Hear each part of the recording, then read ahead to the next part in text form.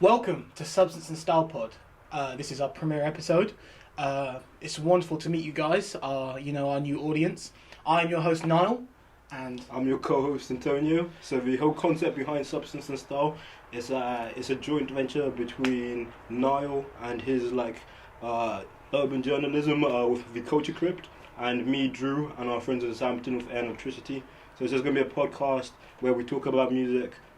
Of course, it's going to involve substance and style, like substance over style. It's going to be a discussion-based kind of conversation thing.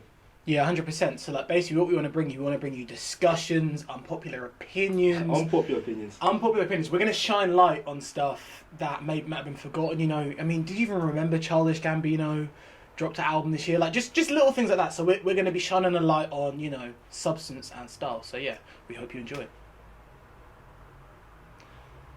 So yeah, damn. So what we got first, Antonio? What we got first on the schedule? Should we talk about a rap of the year? Should we do that? Yeah.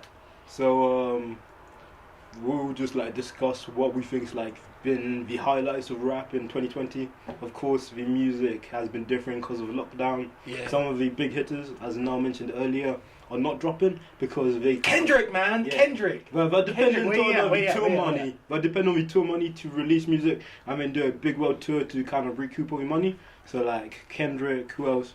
Frank Ocean, but I guess Drake Frank didn't drop Certified Lover Lover Boy. Yeah, he dropped Dark no Lane. EP, SoundCloud thing.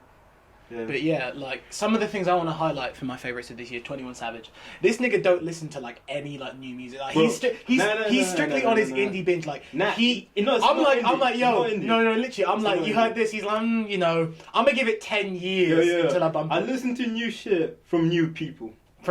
Yeah. But I'm talking I got more artists I check up on. Yeah. But I just want to, at the end of the year, on my Spotify hours, it's just a few hours for loads of different artists. I'm not trying to smash something on repeat.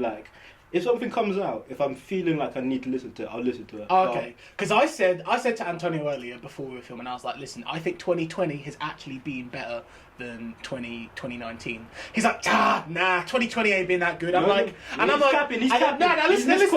This is what I said. I said that in 2020, there hasn't been music that has moved me insanely. So I'm talking about those generation albums But the thing is, I'm like, yo, I just said album. I was like, have you heard Amine's new album? He's like, nah. I'm like, have you heard this? He's like, nah. I fuck with Amine, but I haven't had the time, man. Damn. There's so much. Well, listen, you're gonna look back on 2020. This quarantine, this politically charged, racist. There's been too much going on to focus on new music. Yeah. Listen, there has.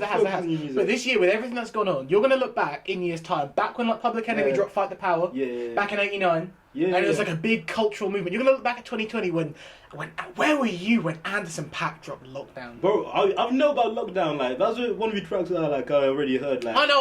But you know what I mean? To me, there have been so many good albums this year. In fact, there's been too much good music. I'm like, I need to go back. Which is impossible. I need to go back and check shit out. Do you know? What I mean? I'm ready to check all the shit that you've you're highlighting. Yeah, Griselda for real.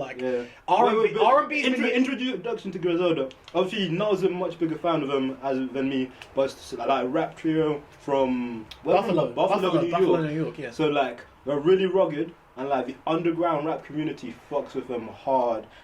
Anybody who's bar for bar is a big fan of them. They just got this really visceral imagery. It's kind of like watching Godfather or Goodfellas, how they talk about the fucking drug trade. It's not like trap. It's what would you describe it? I describe it because basically when niggas be rapping, it's really easy to be corny and turn off, especially in an era dominated with Futures and Young Thugs. When people are rapping, you kind of go, not hearing that. But people contextually, are you saying that because Future and Young Thug are very melodic? I'm saying it because they're the industry mainstay. They're what's popular. They're what's on But with Griselda, it's that Wu-Tang Clan, cypher, aggressive, drug music that makes you want to lift heavy in the gym. Music that makes you want to fight a nigga or two. Do you know what I mean? It's that kind of aggressive, gritty, visceral, like you said, Antonio, Goodfellas, kind of raw sound, but bringing it into a modern time. And the beats are hitting, you talk about Alchemist, Derringer, all the producers they're working with. And there's four niggas in Griselda, three main ones. So it's Westside Gunn. Yeah. Westside Gunn is kind of the head, the RZA of the group. He's not like the best rapper, but he's a great curator. And his album this year, Pray for Paris, is one of the best. He had like he's spiritual leader. He's got a vision. He's got a strong vision. And he got his Hitlerware Hermes series. My personal favourite is Benny the Butcher. He got shot recently, actually, a few days ago. I hope he's recovering now. But Benny the Butcher, the way he raps, like I heard a YouTuber say, Benny the Butcher raps like he's in like the Olympics, like it's a sport. Yeah. Like I think Sean C, like he raps. He raps like it's a sport. Like the thing is, like his bars that he comes out with are crazy. Like, and also Conway's probably the most prolific out of any Griselda member. He drops the most. He's got the wittiest punchlines. It can be really easy to be corny with punchlines, but Conway he dropped an EP with Alchemist. He dropped an EP with Ghost LTD. He dropped his album, and he's also done like Griselda collabs as well. But like, just to break it down a bit, how do our names fit our personas? So it's Conway v Machine, Westside Gun, Benny v Butcher. So is Benny like the surgical one, clinical? Yeah. Benny will butcher a track and he'll break it down like with Benny's bars, like Joe Pesci's 38.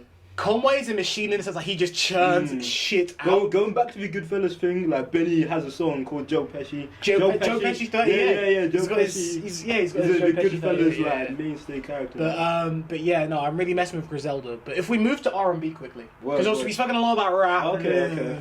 But like, if we move to R&B, like what R&B has hit you this year? What R&B has hit me this year? Ravina.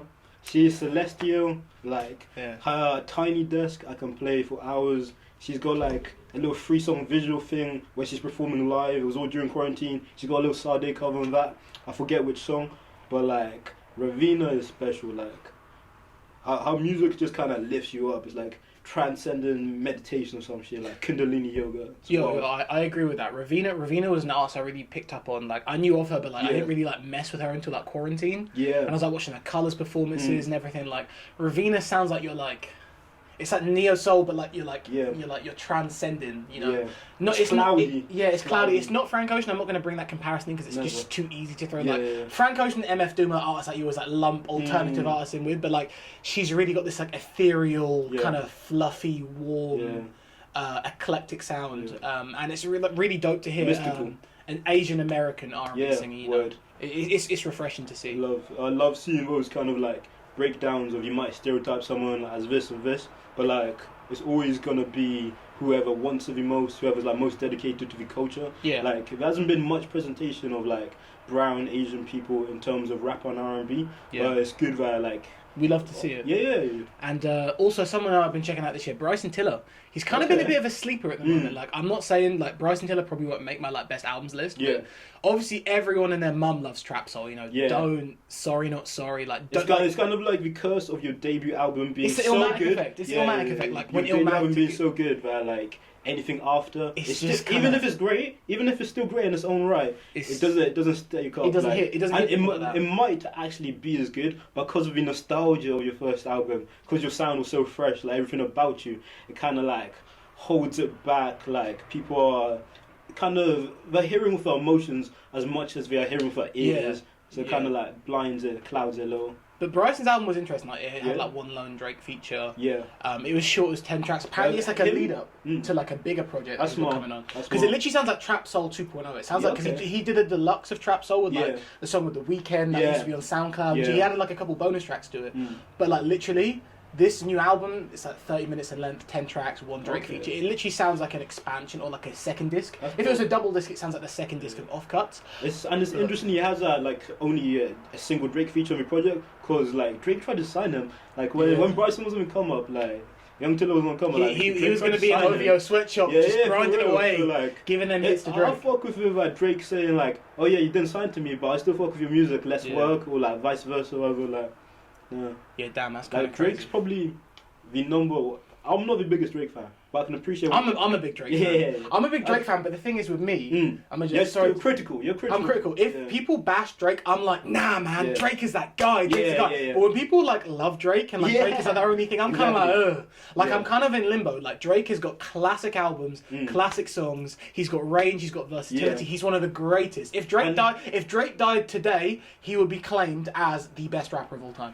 If Drake died today, people will not only be saying that, but be calling him best artist of all time. Best artist of all time, without doubt. And with MJ. It's interesting. I'll go on to my other point later, but like with Drake, I remember you saying that someone said he was an experimental rapper, artist. A friend of mine said. And when you think about it, you're like, nah, you just kind of like he's mainstream. Yeah, but then you deep it, and it's like, no one's experimenting as much as Drake. And the thing is, it's just everything he does is pop, so it doesn't seem...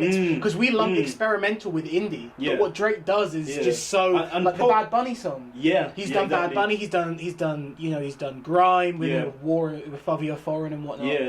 And he's done, like, he's done music with Gigs, he's done music, with Popcorn, was it Twist and Turn? Wizkid. He's travelling all the world, like, obviously Wizkid. Skepta, BBK. Vibes, he does UK grime stuff. They did the Oja Legba remix with Wizkid and Skepta a couple of years back. That was their first collab. He bounces into like Caribbean music spaces as well. Like Drake's really versatile. And like what I was gonna say is that Drake's probably the one artist, but on a rap and R&B track, he's literally like 50-50. Because dope on both of them, like that even split. Like that was Scorpion. That's what you tried to do with Scorpion, but people didn't really mess with it. How it's like, I'm gonna give you the shower cap R&B love ballads, and then I'm gonna give you the do rag kind of. Do you know what I mean? The context, the hard tracks. Like obviously, him and Pusha T were having that beef, and like Drake kind of had half the project where he was just going at Pusha T with like subliminals, and it's like.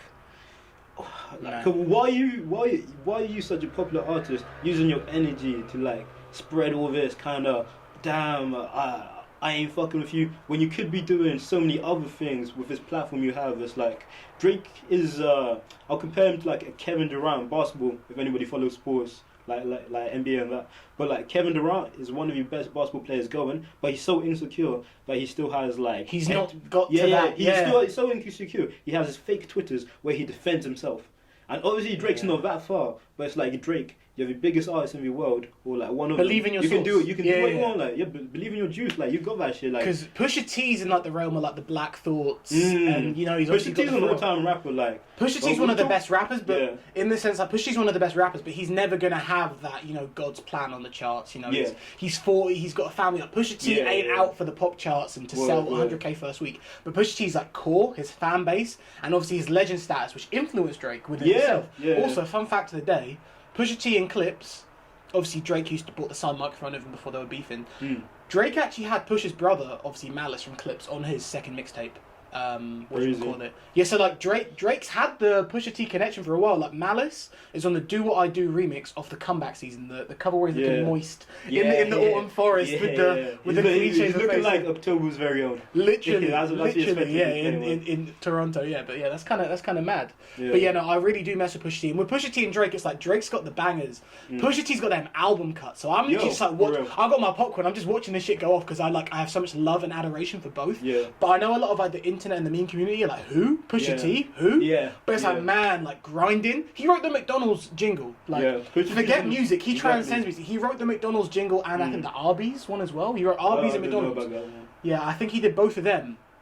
So man, he's like transcending. But he didn't get his back end, so McDonald's aren't even giving him a check no more. Like he just got like front of house got paid for recording the fucking jingle, and then he didn't sign the contract, making sure he gets them royalties, so he's not getting money on it like that. And do you have a write-up on the Culture Crypt? I do on my website. On the Culture Crypt website, you can actually see like a write-up going in depth on like the whole thing with Pusha T writing the McDonald's jingle. A lot jingle. of people who wrote the song claim that Pusha T had nothing to do with it. But that's refuted by the fact that not only can you clearly hear him rap, because there's two versions of the song. There's a version where it's Justin Timberlake singing the I'm Loving It song. And Justin Timberlake's obviously connected to like the Neptunes and Pusha T, Pharrell. And it's produced by the Neptunes. So the song I'm Loving It, it was a single that came out. It didn't make Justified because obviously it's a McDonald's song. But it was like I'm Loving It, and obviously it was produced by the Neptunes. And then there's a version that using the adverts, which has there's two different versions or three versions of the advert. And every single one has a different Pusha T like rap verse. Like I'm loving it. Is this the place to eat? Since I don't cook, I just rap. Yeah, and then like obviously it's Neptunes produced. Pusha T's got writing credits on it, and then people have like tried to say he didn't write the jingle when he clearly did because. Like, that's the whole bassist and crutch of the song. Like, that's directly contradicted by the fact that it's... The whole I'm Loving It promotional campaign was put forward by the Neptunes. Yeah. So, like, you can't really say that, but yeah. But taking a few steps backwards, it's really interesting with Pusha T and Drake's beef. Different communities react to it in different ways. Obviously, there's the Drake fans don't know about Pusha T, don't care about Pusha T. We're just gonna claim that Drake won it no matter what. Because you rap fans, we're gonna back Pusha T a bit more. And say, fuck Drake. Fuck Drake at Camp Flognor, like, do you know when they want to frag that? But no. The Vitalu Creative fans are some indie, like, dudes. But, like, the rap fans are, like, you know, it's kind of... Yeah, it's a different crowds, but, like, people which aren't into mainstream shit, like, automatically hate Drake. It's just kind of like, he's the most popping person. I don't like him because he's so popular. It's like, it's a weird thing, but... It's a weird mix. He's the Jay-Z of this generation. He's like a mix between Jay-Z and Michael Jackson. Yeah. Like, an exact mix. That's a good way to put a bit of Kanye West in there as well. Oh, yeah, a bit of Kanye. Pusha T, sorry. Drake's like fucking LL Cool J as well. Yeah, a little bit like with them wet love songs. Yeah, he's LL Cool J could and rap. Nelly as well. And Nelly. 100. Yeah. I feel like him and Nelly are contemporary enough that you can't be like Drake's like Nelly. Yeah, it's too close. Because Hey Portia and Just a Dream are kind of recent. Exactly. That's kind of mad, yeah. But obviously he stretches back to like the 2000s, yeah. But yeah, no, that's mad.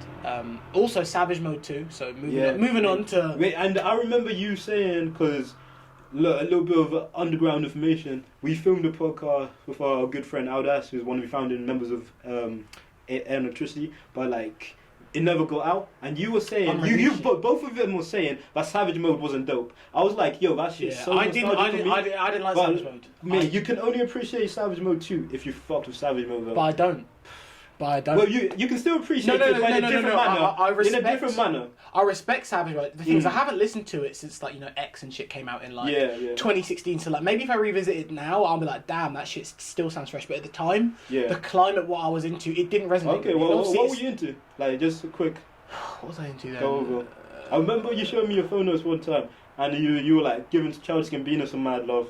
Yeah, back then it would have been like Tyler. 2000s rap, Kanye. So like listening to something like I would listen to like trap shit, arty like shit. Future. Arty I was the closest I got to trap back then was like Future's DS2. Okay. That's or like maybe like Chief Keef. Okay. But like Bobby Schmurder, like it wasn't like I wasn't really into it because it wasn't the norm yet. It was still kind of like it peaked in 2015 with like Migos and shit. But like then kind of afterwards that became the commonplace in rap. But like back then, like I didn't mess with it too much. It wasn't until I didn't get on the 21 Savage like kind of wave until I heard Without Warning. And then when I heard Without Warning, because I remember I was in New York when Without Warning dropped with me and my friend in the hostel because I'm on my school trip. We were in the dorm, and me and my mate Jamie. When that shit came out and we heard Ghostface Killers, we were like, wow. And then ever since then I've been, and obviously I'm Greater Than I Was and his solo album.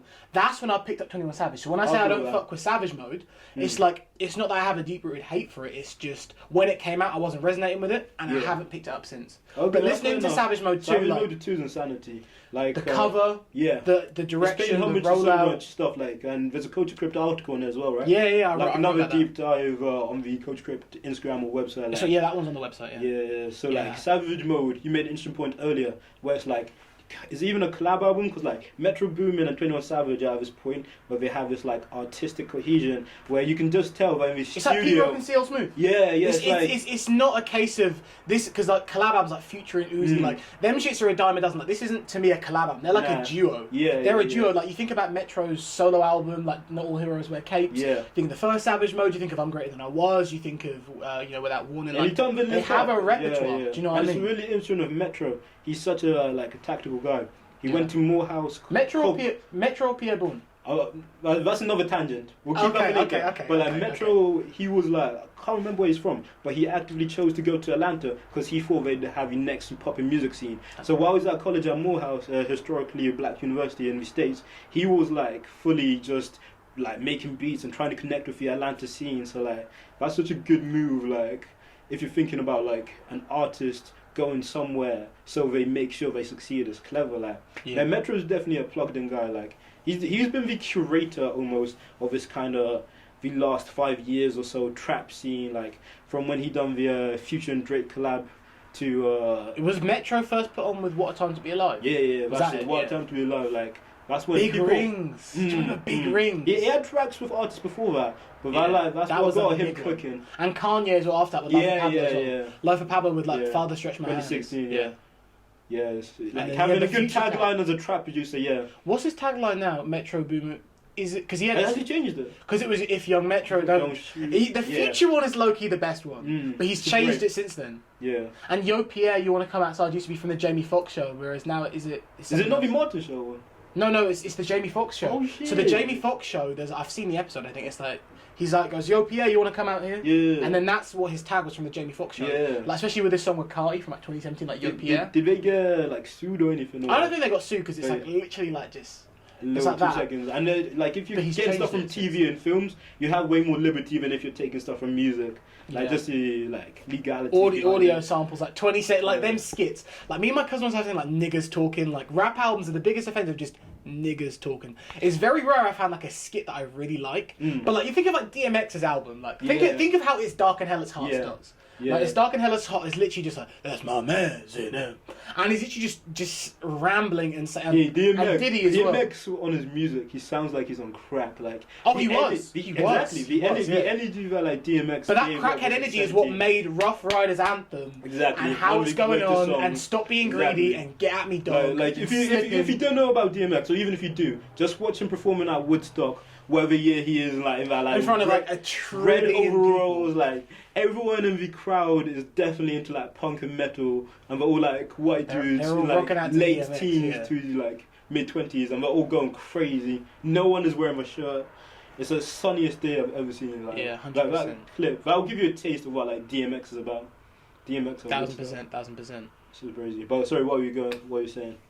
Nah, just yeah, like that whole energy of just the skits. Rap albums are big on the skits. I feel like I said, going back to 21 Savage, like I feel like the Savage Mode 2 skits are really cool because like it's not niggas talking. It's Morgan. It's Morgan Freeman. You've got Morgan Freeman as the narrator over like given his album like an overarching narrative like. Man, that's more than special. That's ridiculous. Legendary. That's no one else has done that. Black excellence. Black excellence. So Black smart. Excellence, like finest. And it's great seeing how 21 Savage has evolved from like being a dude on the streets to a dude who's made millions from dude rap. Down the road from us in London. Yeah. When that came out, I was ridiculous. Like, couldn't believe that. Yeah, but like 21 Savage has been an artist that with his music he has grown, and like whether you prefer his older stuff or his new stuff, you just have to like respect the development, like respect what he's doing. Like his music's even like somewhat positive, like. Dude gives me like really wholesome vibes. Like how he had that he's conscious program for kids in school about like, teaching about financial independence. Yeah, but it's 21 Savage a conscious rapper? Because 21 Savage is more self-aware. He's more self-aware than the average trap rapper. He's not making all his music conscious, but when he can, he does spread him a lot. Like the third verse on a lot in the video, like the third verse. Like if you ever seen the a lot J. Cole 21 Savage video, like whatever you think about his song, that video is popping. Like that video is insane. That was a really good song. Yeah. I thought the song heavy, but I know that like some people don't. It's kind of overplayed. Yeah. But it was a good song. It was a good song. Yeah. But yeah, man. In 2 years, it's gonna be sounding sweet when like no one's played it for time. Yeah, and then you come back. It just comes up on your liked songs. You're playing shuffle, and it's like. That sample as well, that like that hits. But yeah, damn, like this year's been, to me, it's been a pretty good year for music. But no. I think this has been a great music for like people around me releasing stuff. Like, I know so many friends which have released projects and shit this year, and they're just dope, and I've got them on rotation. But like, I don't know, there's so much time to do stuff this year, but I found myself listening to like old music that I wouldn't have listened to otherwise. Like, I've had Nina Simone on like repeat for the last month. Like Sade for me. Sade's amazing. Last night I was through like a little Sade period. Like every now and then I stop and I come back to it. I was listening to Sade's "Your Love Is King" and like the saxophones. Because of course, what people sometimes forget, Sade is a band. So of course, like it's not just Sade herself. It's not Sade a dude. Yeah. I feel like the band shines more on the earlier material as well, more so than the late material. Exactly. Like Lovers Rock just sounds like a not generic. I'm not gonna say it because it's a great album, but like a 2000s kind of R&B kind of like soul album, whatever. It's got some like, really funky bass lines though. Yeah, but then like going back to the earlier shit, like on like Diamond Life and Promise and like Love Is Stronger Than Pride, like you can really feel that instrumentation that Sade's trying to get across on that. Like literally, I just came up on the shuffle and like it's like your love is it, like like every time it hits me every time. It's like a wave of like musical syrup. It's more than a song. It's like a composition. Yeah. It's like so powerful. Yeah, 100%, like perfect like film school type music. Like honestly. all the stuff that you recommend me while it's been released this year, I'm gonna check out. But this year, I've honestly not been in the mood of focusing on new releases. No, I've been on. No, to be fair, I know I've been bigging up this year. I've been on my old music as well. I've been going back on my, I've been bumping like Fabulous, a lot of our old R&B like Boys to Men, 112. I've been on Mace as well. Like Mace is a big one. Yeah. Mace, Nelly. Because the thing is, Nelly's been my favourite rapper since I was 2 years old. And I always kind of like. Who did you dress up for Halloween? I dressed up as Nelly for Halloween. But like, there's pictures of me as a kid. I used to have like the Nelly plaster on my cheek. And he was always a rapper I was like knew and liked, but he was never someone I like took seriously. Like, there's something about Nelly and like LL Cool J that you just don't quite take serious. But I went back and I was like, do you think it's a colorism thing? Nah, it's not a colorism thing, but like I'm joking. I've got like a new profound respect because obviously we all love the country grammars and the dilemmas and do you know what it is? It's because it's like the whole Drake thing where Nelly and LL Cool J, they were singing, they were soft, they were kind of like ladies man type thing. Yeah, but not ladies man, but like steal your lady because they're tough or shit. They'll like sing to her right out poem. Yeah, pretty niggas. Yeah, like over they dressed nice, like you knew what Nelly. No, the things I wrote about Nelly's style, like Nelly's style was unequivocally the best. Like he had the Vapesters, the Air Force Ones, the do-rags, the colour match jerseys. He had all these sports gear and shit as well. Nelly be dressing like how alternative art school kids dress now. Yeah. For real. Yeah.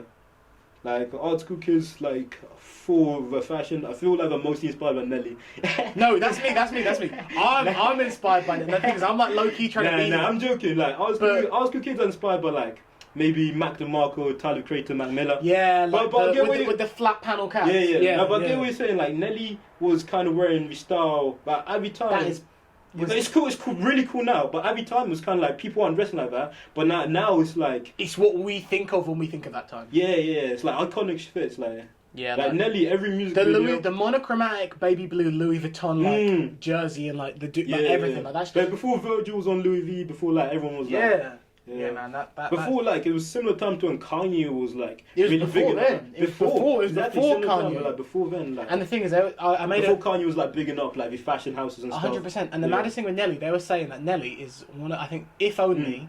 I don't know. You guys might deliberate in the comments, but he might be, and you could even dispute me on this, but Nelly himself said he's the only rapper to never ever ever come up with another rapper.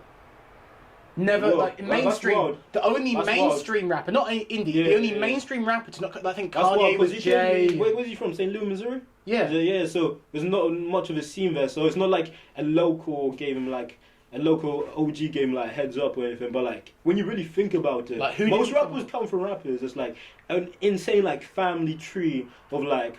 Him even on Future came up off Outkast, Janelle Monáe, like Goody Mob and stuff. Yeah. Like the Dungeon Family, but like. He literally, Nelly came up out of nowhere because the label, the St. Lunatics as a group were trying to get signed and they were like, nah, we're not signing the group, we just want Nelly. Wow. And then Nelly made a promise to his guys that if I make it big, then I'll put all you guys on. Yeah, and he made it big. He's got one of the only 10 rap albums to be certified diamond or above.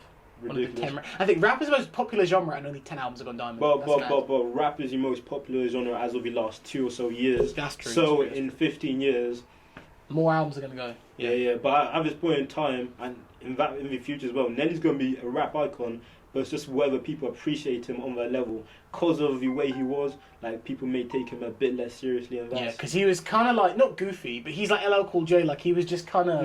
He made songs almost too smooth. It was like... But then country grammar's still hard, though. Yeah. Country grammar is hard, and like... You can still like rap his asshole, but it's like when people are smooth in the rap community, it's almost as if you can't be the hardest rapper and be smooth. That's true. You gotta be like rugged or cerebral or like poetic. You gotta have that. Yeah. No, I feel you on that. But yeah, like if it was like a graph of all the attributes needed to be like the hardest rapper, smooth would not be on there. So like any rappers which are smooth.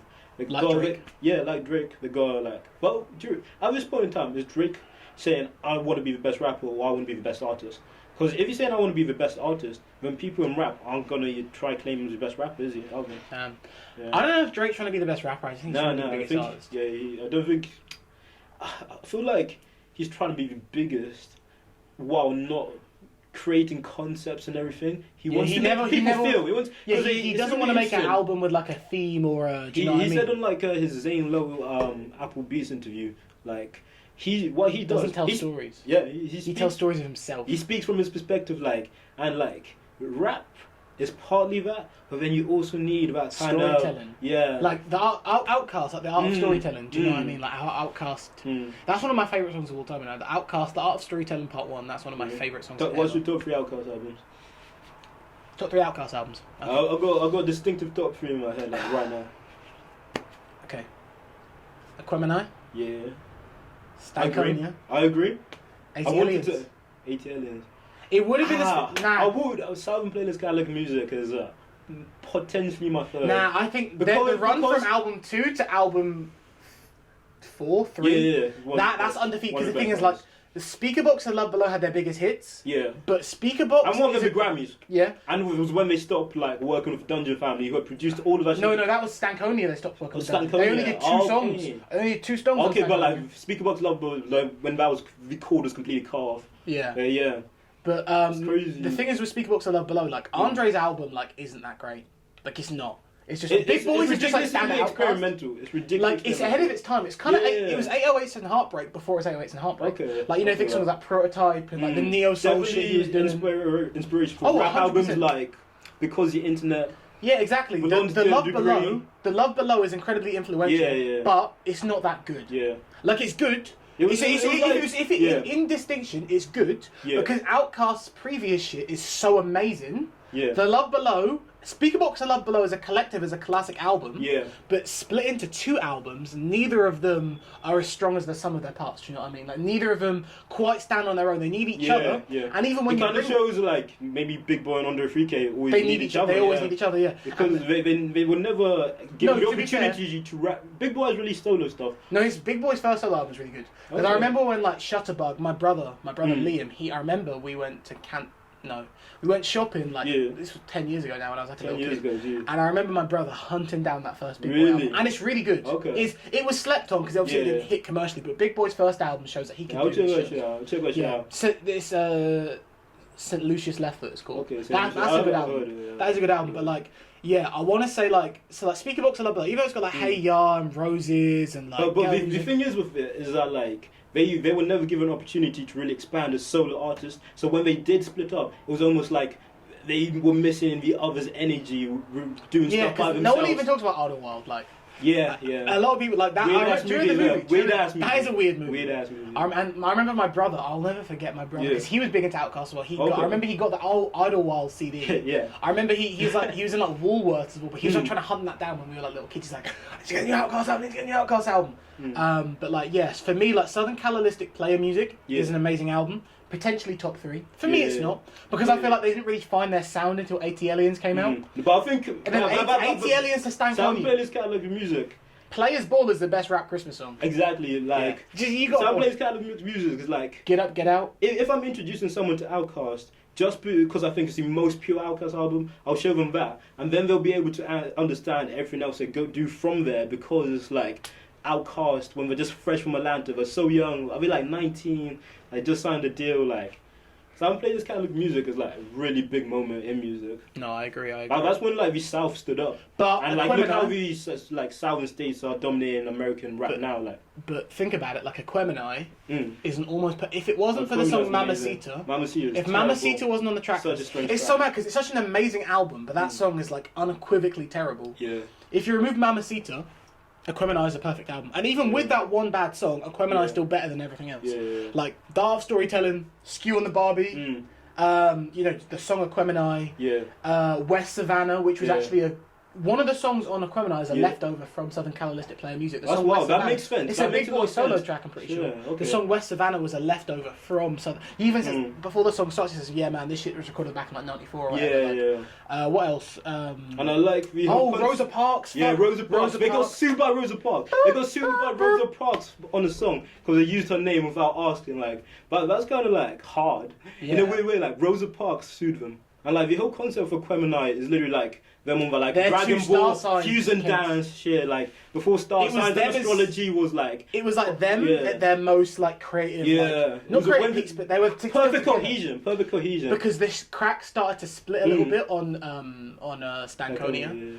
And then, like, but Stankonia was still, like, together. Like, that was still the last, like, true blue Outkast album, because and if the soundtrack. And if someone says Stankonia is a favourite Outkast, I'm not even mad about it. No, Stankonia is in its own right. Quality for quality, Stankonia is probably the best, because I think it's 24 tracks. You can make a good argument for that, Arguably, Stankonia is their best, but for me, it's Aquemini, then 80 Aliens, because, again, my brother was really big into Outkast. He had the DVDs, he had the brother came through that put on. And my dad as well, because my dad doesn't really mess with rap too much, but Outkast, like Tupac, Dr. Dre, like Outkast, like to me, like it's not just childhood nostalgia, but you listen to it now and you're still discovering shit, you're still peeling back layers, and you're listening to it like, wow, it's deep. It's this thing, is a lot of substance, and more substance, and a low style. A lot of style, yeah. Actually, a lot. You heard it first. Yeah. That wasn't cringe. It's substance and style. I feel like it might be more style than substance, but the substance is so deep. But like the style doesn't like drown it out. Like it's not trying to be stylish, but it just naturally is from. Yo, have you heard their song